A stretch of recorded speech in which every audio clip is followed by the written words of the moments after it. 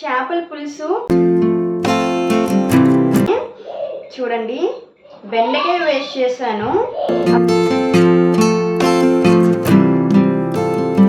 Super ఉంది. Fry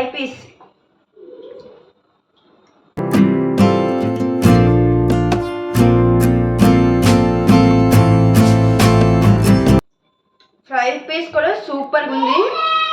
hello everyone, welcome back to our channel. So ఈరోజు వీడియోలో ఒక మంచి రెసిపీ చూపిస్తున్నాను మీ అందరికీ కూడా. సో బెండకాయ వేసి చేపల పులుసు. సో ఎప్పుడైనా ఎవరైనా ట్రై చేశారా? సో ట్రై చేస్తే నా కమెంట్ సెక్షన్లో కమెంట్ చేయండి. సో ట్రై చేయకపోతే చేయండి, చాలా టేస్టీగా ఉంది. సో చూసారు కదా, చూస్తుంటేనే నోరు ఊరేస్తుంది, అంత టేస్టీగా ఉంది ఈ చేపల పులుసు. మీకు ఒక జోక్ చెప్పనా? నవ్వు వస్తుందో నవ్వు రాదో మీకు. ఫిష్ కర్రీ అయితే చేశాను, కానీ ఆ ఫిష్ నేమ్ ఏంటో నాకు తెలియదు గైస్. ఇంత టేస్టీగా కర్రీ చేశాను, కానీ చేప పేరేంటో తెలీదు. అయ్యో, మీకు తెలిస్తే కమెంట్ చేయండి. సో ఇంకా చేపల పులుసుకి కావాల్సిన ఐటమ్స్ అన్నీ కూడా ఇలా రెడీ చేసి పెట్టుకున్నాను. ఇదేనండి ఫిష్. సో ఈ ఫిష్ నేమ్ ఏంటో తెలిస్తే కమెంట్ సెక్షన్లో కమెంట్ చేసేయండి. సో ముందుగా ఫిష్ కర్రీ కోసం కడాయి పెట్టేసుకొని 3 to 4 టేబుల్ స్పూన్ వరకు ఆయిల్ వేసుకోండి. ఆయిల్ బాగా హీట్ అయిన తర్వాత ఆనియన్స్, పచ్చిమిర్చి వేసుకొని ఫ్రై చేసుకోండి. సో చేపల పులుసుకి మనకి ఆయిల్ కొంచెం ఎక్కువే పడుతుందండి.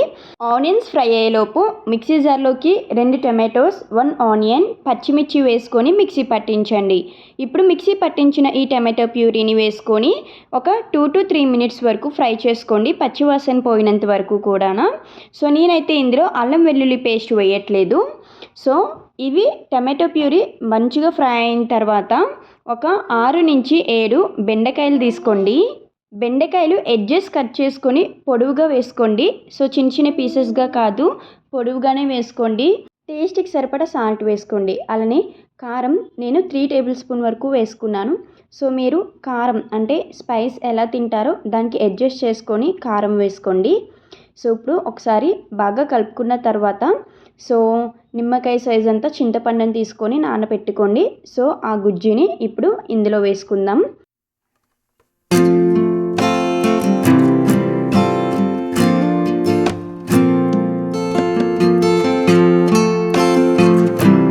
గ్రేవీ బాగా ఫ్రై అయిపోయింది కదండి. సో ఇప్పుడు చింతపండు రసం వేసుకోండి. సో మనకి చేపల కర్రీకి మెయిన్ ఇంగ్రీడియంట్ ఈ రసమే కదండి, చింతపండు రసమే కదా. సో ఇది లేకపోతే అసలు టేస్టే బాగోదు. సో పులుపు ఎక్కువ ఉంటే మీకు నచ్చుతుందా, తక్కువ ఉంటే మీకు నచ్చుతుందా అడ్జస్ట్ చేసుకొని వేసుకోండి. సో చేపల పులుసుకి పులుపు ఉంటేనే బాగుంటుందండి. సో నేను ఇక్కడ నల్ల చింతపండు యూజ్ చేస్తున్నాను. సో మంచి టేస్ట్ అయితే వచ్చింది. సో పులుపు వేసుకున్న తర్వాత కొద్దిగా వాటర్ కూడా యాడ్ చేసుకోండి.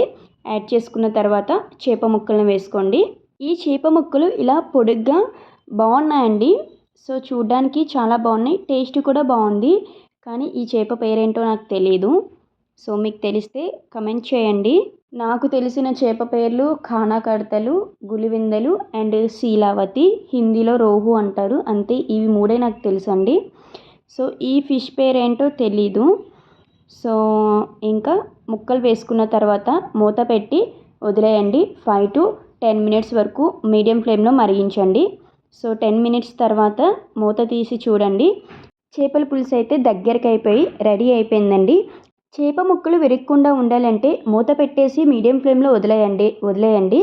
సో ఆటోమేటిక్గా చేపల పులుసు రెడీ అయిపోతుంది. సో మనకి చేప ముక్కలాగే ఉంటుంది, ఎక్కడ విరిగిపోకుండా ఉంటుంది. సో ఇప్పుడు మీకు నేను చూపిస్తాను చూడండి చేప ముక్క ఎలా ఉందో.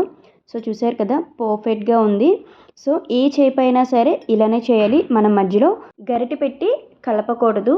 సో లైట్గా కలుపుకుంటే పర్వాలేదు, కానీ 10 సార్లు అలా కలుపుతూ ఉండకూడదు. సో చేప ముక్కలు అనేవి విరిగిపోతాయి. సో చూసారు కదా, ఫైనల్గా స్టవ్ ఆఫ్ చేసేసుకున్నా. సో ఫిష్ కర్రీ అయితే రెడీ. ఈ చేపల పులుసు వేడి మీదే చాలా టేస్టీగా ఉంది, ఇంకా నైట్కి అయితే చాలా బాగుంటుందండి. సో ఎప్పుడైనా ఫిష్ కర్రీ మార్నింగ్ది నైట్కి తింటే చాలా టేస్టీగా ఉంటుంది కదా. రెసిపీ ఎలా అనిపించిందో కమెంట్ చేయండి. వీడియో నచ్చితే please don't forget to do like, share, comment and subscribe to our channel. Thank you for watching. See you in next video guys. Until then, bye. Take care. Keep smiling.